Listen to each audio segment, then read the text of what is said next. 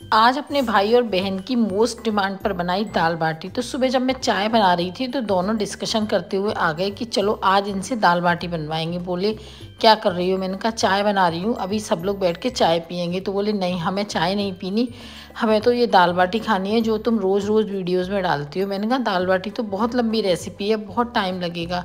तो बोले नहीं नहीं, हमें तो खानी है। तो मैंने कहा चलिए बनाते हैं। फिर क्या था, हम लोगों ने पहले बैठकर चाय पी, फिर बनाना शुरू किया दाल बाटी। मेरी सिस्टर ने मेरी पूरी हेल्प की, उसने दाल क्लीन की, तब तक मैंने आलू बॉईल करने रख दिए। फिर उसने धनिए क्लीन करके तैयार किए चटनी के लिए। यहाँ मैंने कुकर में दाल चढ़ा दी। दोनों ही लड़कियों ने दाल बाटी खाने की बिल्कुल मना कर दिया, तो उनके लिए साबूदाने भिगोए बड़ा बनाने के लिए।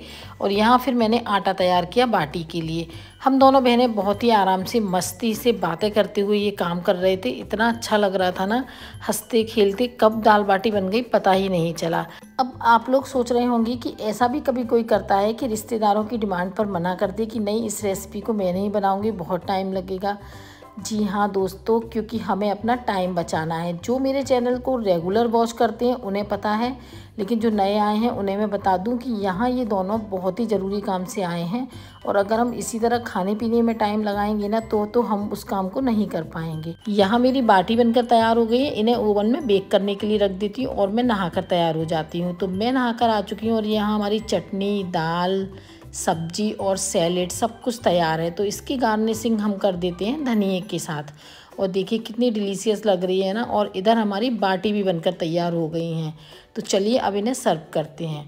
तो हम इस बाटी को इस तरह फोड़ेंगे और घी में डिप कर लेंगे। अच्छे से घी जला जाएगा ना इसके अंदर, तब ये खाने में बहुत अच्छी लगती हैं। मुझे बहुत खुशी होती है कि जब मैं मेरे छोटे भाई के लिए कुछ भी बनाती हूँ ना, क्योंकि वो मेरे बेटे के जैसा है। तो चलिए बन के तैयार हो गई है, अब उसके पास लेके चलते हैं। तो यहाँ वो उसका ऑफिस चल रहा था, मैं खाना लेकर आई तो कोको को भी इसकी खुशबू इतनी अच्छी लग रही थी कि वो भी अपनी पूंछ हिलाने लगा खाने के लिए।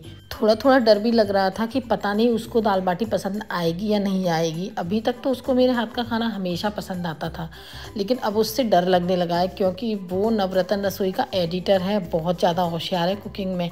तो चलिए फाइनली उसको पसंद आ गई और मुझे बहुत अच्छा लगा। यहाँ देखिए ये दोनों जो खाने की मना कर रही थी ना, बैठकर किचन में ही खाने लगी। फिर क्या था, हम सारे लोग एक जगह इकट्ठे हुए अपनी थाली लेकर और साथ में खाने लगे। कोको को भी इतनी खुशबू आ रही थी कि उस पर भी नहीं रहा गया।